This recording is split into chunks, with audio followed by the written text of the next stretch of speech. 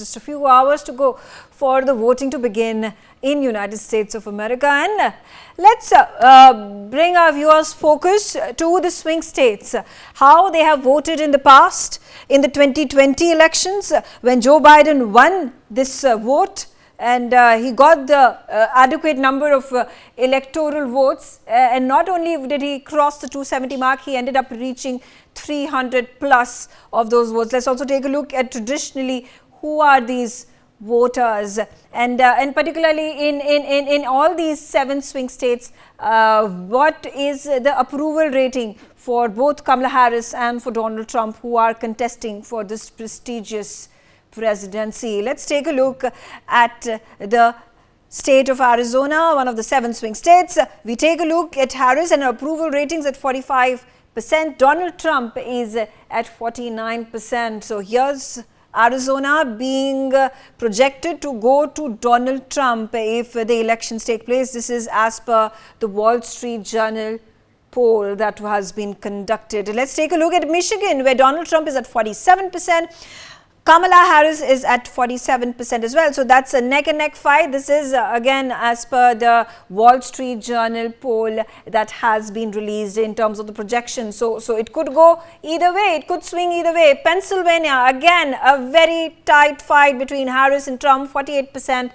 And for both these candidates, so it could swing anyway. Very important key state over there. This is again Wall Street Journal that has released its survey results. Taking a look at the 4th of those swing states, North Carolina. Here, Harris has the edge with 2 percentage points, 48% for Kamala Harris, 46% for Donald Trump, as per the Wall Street Journal poll that has been released in the last 24 hours. These are figures from the last 24 hours. Let's take a look at Georgia. Donald Trump at 47%, Kamala Harris an edge of 1 percentage point at 48%. So Georgia again at this point of time being given to Kamala Harris if this poll is to go by. Let's take a look at the 6th of the 7 swing states, and there you have it, Nevada, which is Trump at 46%, Harris at 49%. So that's a 3 percentage point increase for Kamala Harris in the last 24 hours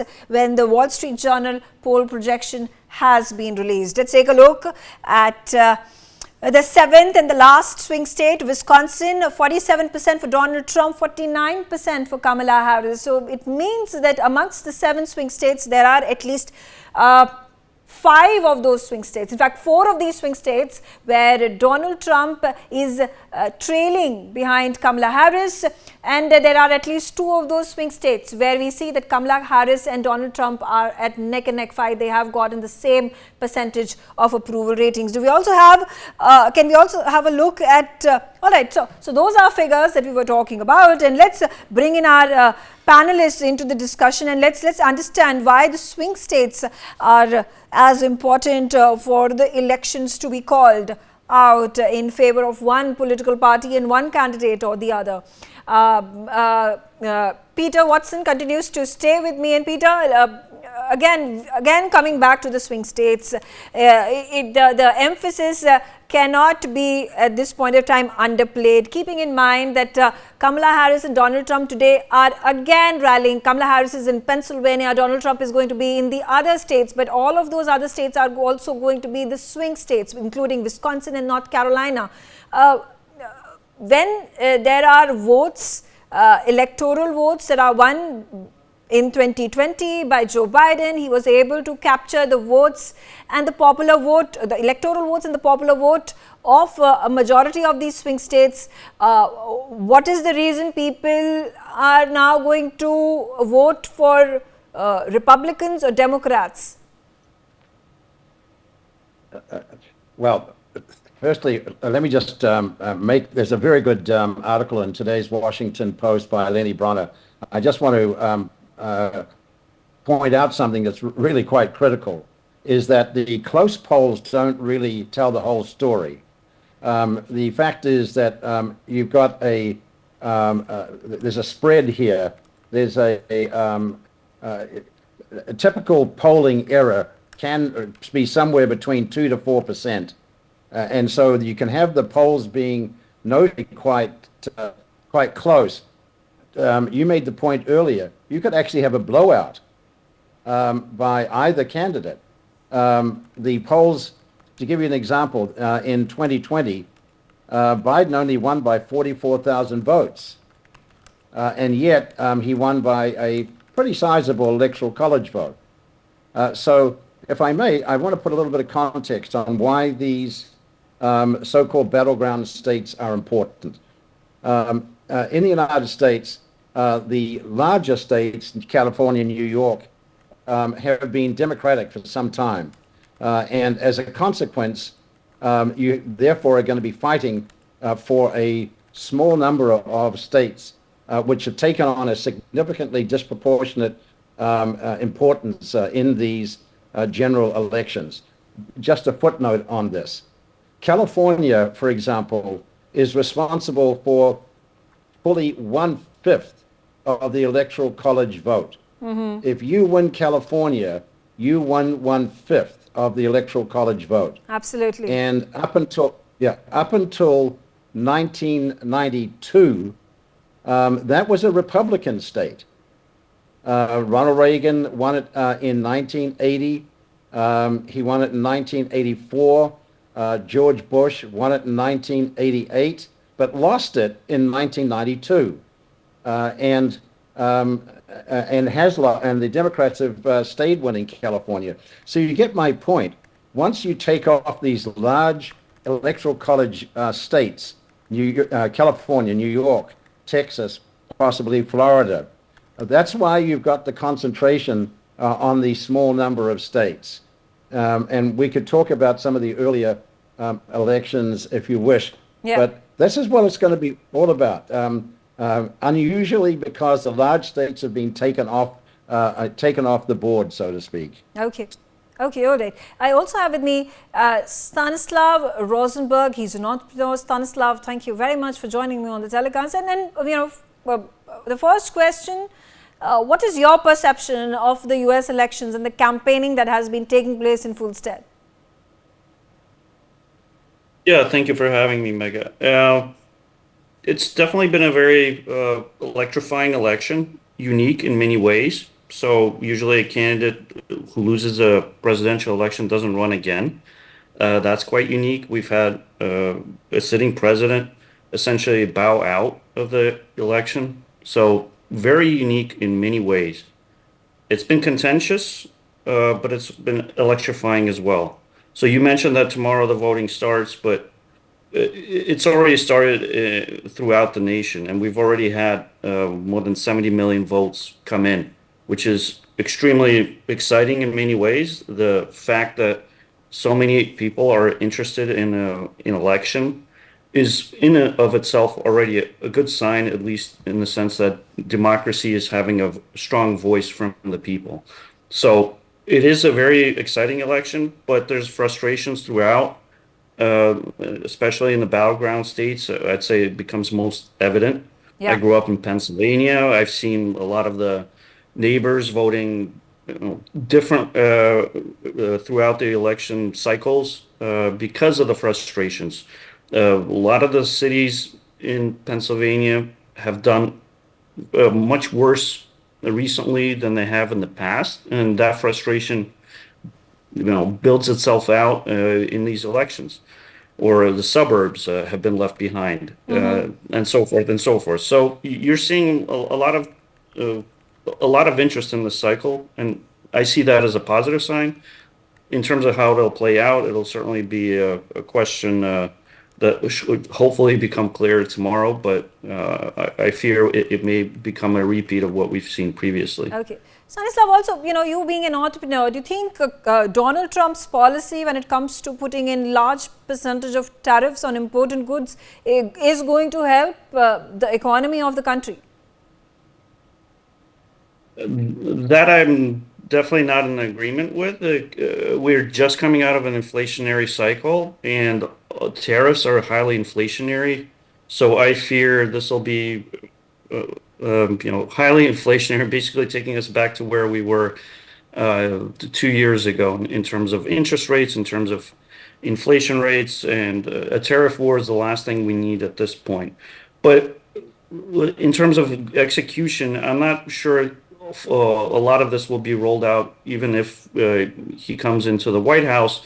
You need to take a sort of a lens in terms of what's said during the election cycle versus what's actually implemented when somebody comes into the White House. The two often differ for one reason or another. A lot depends on the Congress, so who takes control of that, type of advisors, and there could definitely be a pivot. So I don't anticipate, even if Trump wins, all of these measures to be implemented. But I don't necessarily see this as a benefit to entrepreneurs because of the inflation that it'll bring and the interest rates. Interest rates tend to be very bad for startups. Okay. Also, how do you react when Donald Trump decides to, he hints that there is going to be an important place carved out for Elon Musk and Robert Kennedy if he were to come to power. Now, Elon Musk has been very active in these elections, supporting the Republicans and Donald Trump. He's even came out and, distributing $1 million US to supporters, to people who came out and vowed to vote for Donald Trump. How do you see Elon Musk, the world's richest man, now getting into politics? Well, I think that's a very common trend globally. When you have a certain amount of wealth, you become political whether you want to or not. And so here he's doing it very explicitly. I think you need to take this with a grain of salt in terms of his actual interest. It could be more of a PR brand building campaign. It could be something that it becomes very limiting in scope, even if he does enter the political landscape. I wouldn't say that I would rule him out for the long term, but it's clear that his overall ambition is still business. I think he wants to make a difference in terms of how life plays out.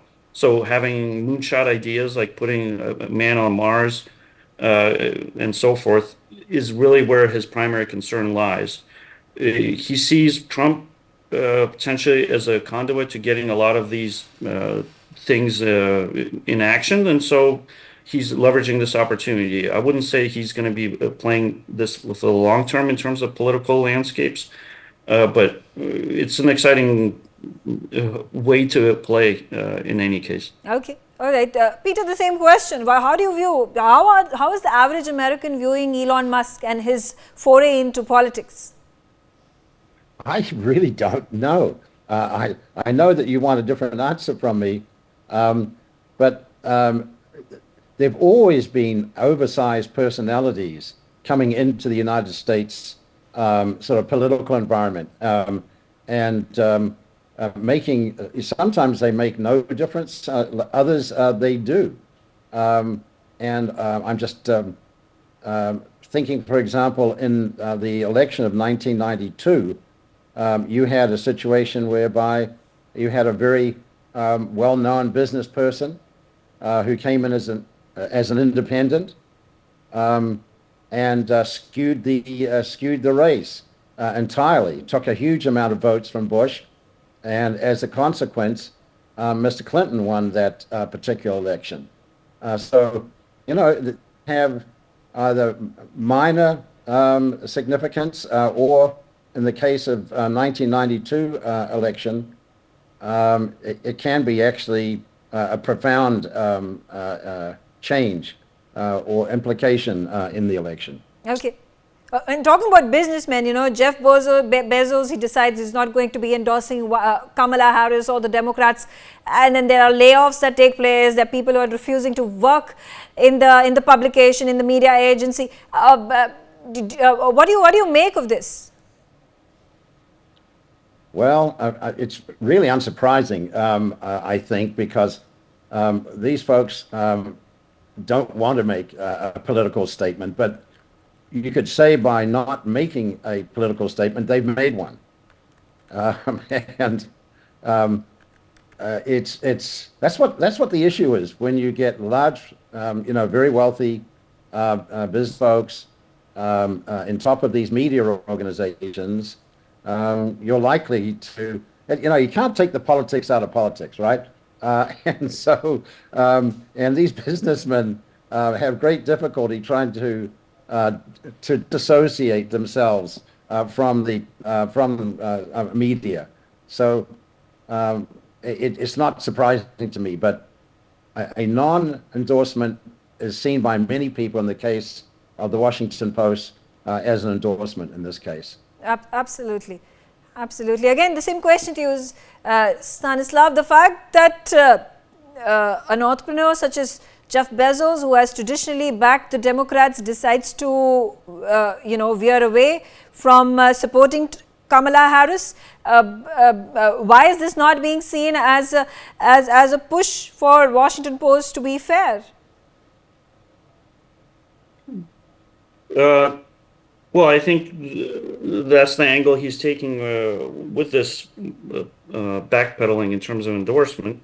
He's presenting the media as becoming more fair or fairer by not endorsing anybody explicitly. So some of the arguments is that there's liberal media, there's conservative media, you can't trust the media. And so his position officially, at least with this move, is that let's take media a little bit out of the political landscape and make it less biased. And so he's positioning this as a step towards becoming a little bit more on the fair side rather than less.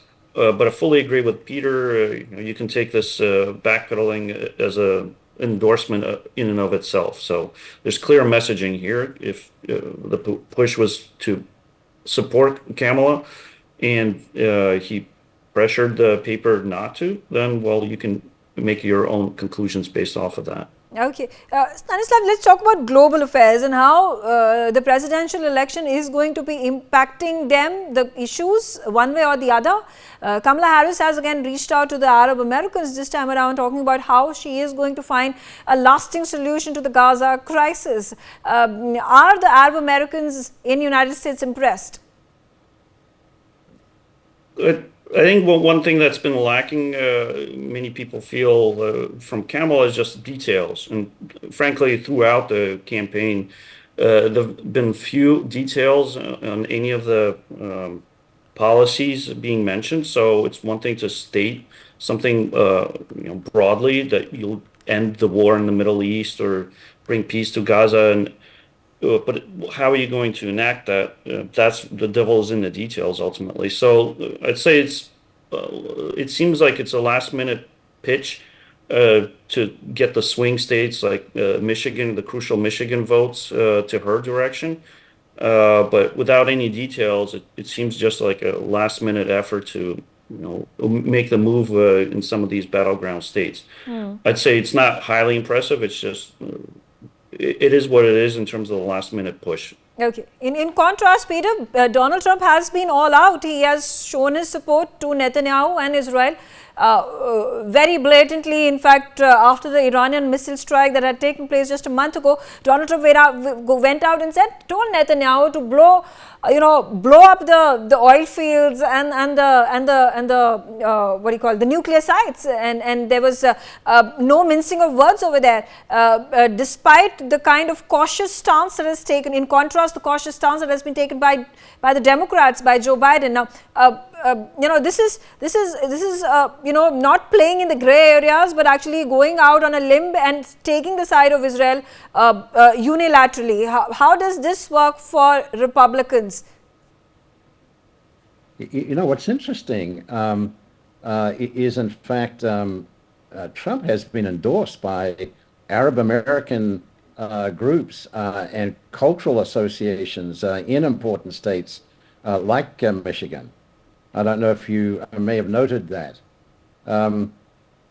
The problems in Gaza and the horrific cost of life, innocent children,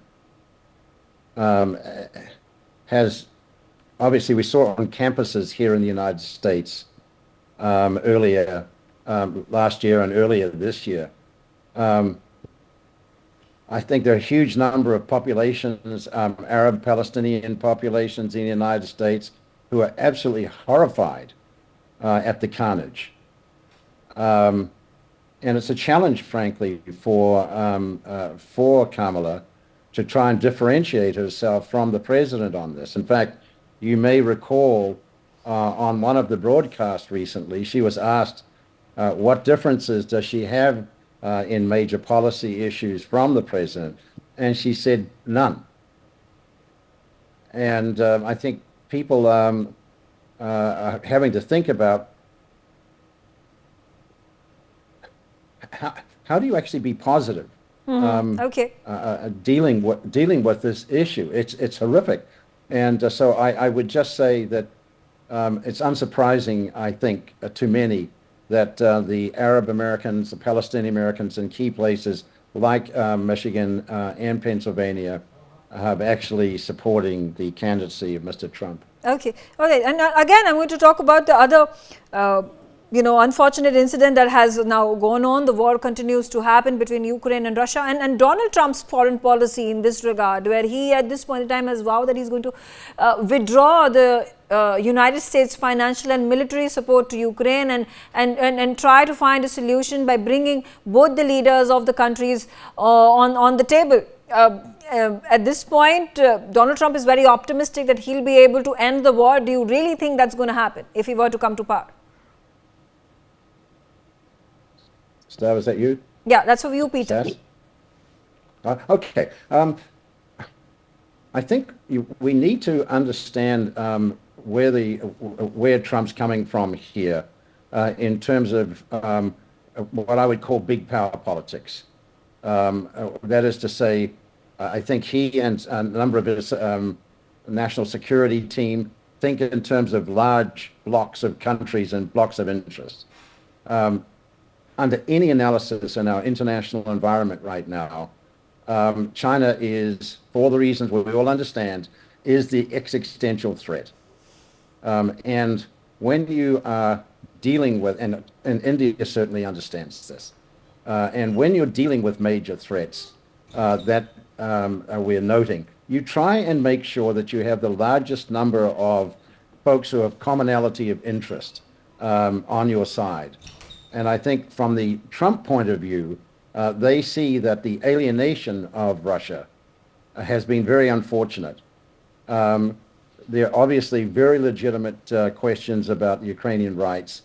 But I think to your point, Mr. Trump wants to bring about a situation whereby we can tone down the current situation. He may well be able to, in fact, come to some understanding. I don't know. But what I can say is that it's...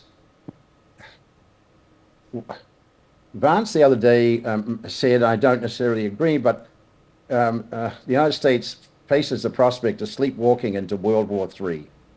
And what's behind that comment, I believe, for example, is the statement that the United States is going to remove any restrictions on the use of U.S. weapons against Russia relative to the introduction of North Korean troops. We are in a potentially very dangerous situation here. We need to be very, very careful about what our next steps are relative to Russia. I would just make one point. If the United States faced incoming missiles into the United States from Mexico or Canada, you see my point.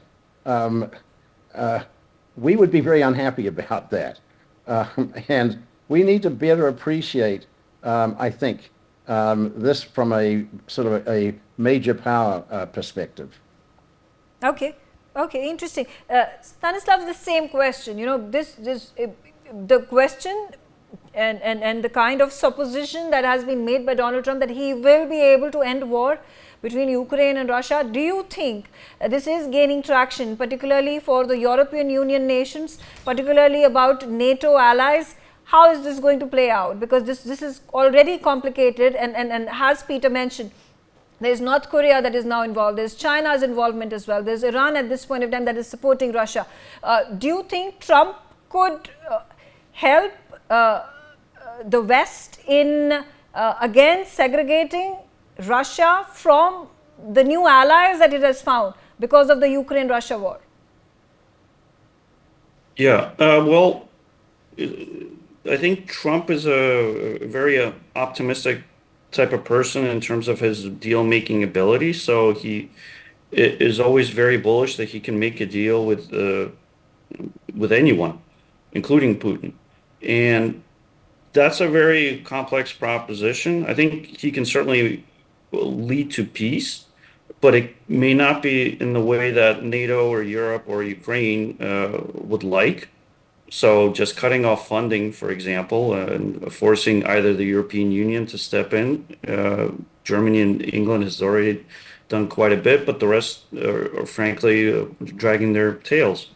And by cutting off funding, you'll bring about peace one way or another, but it's not going to be to the outcome that the West has been looking for the last 2.5 years. So I think he's going to speed up the conclusion because it seems like Biden and Harris, I mean, they're supporting Ukraine and they're continuing to do so, and they're ratcheting up the type of weaponry that can be used against Russia. So to Peter's point, long-range missiles, they're starting to liberalize some of the rules and restrictions about using that against Russia. But we do risk going into World War III if that continues. Putin has backtracked on his red lines throughout, but ultimately, do we want to find out the hard way what that ultimate red line is? That's a big question. And so I think Trump will likely have a speedier end, but it may not be to the desires of what Ukraine or NATO or Europe or much of the rest of the Western world want. Absolutely. All right. I'm out of time. I thank Peter and Stanislav for joining me on the telecast. For more such videos, subscribe to the NewsX YouTube channel, hit the bell icon.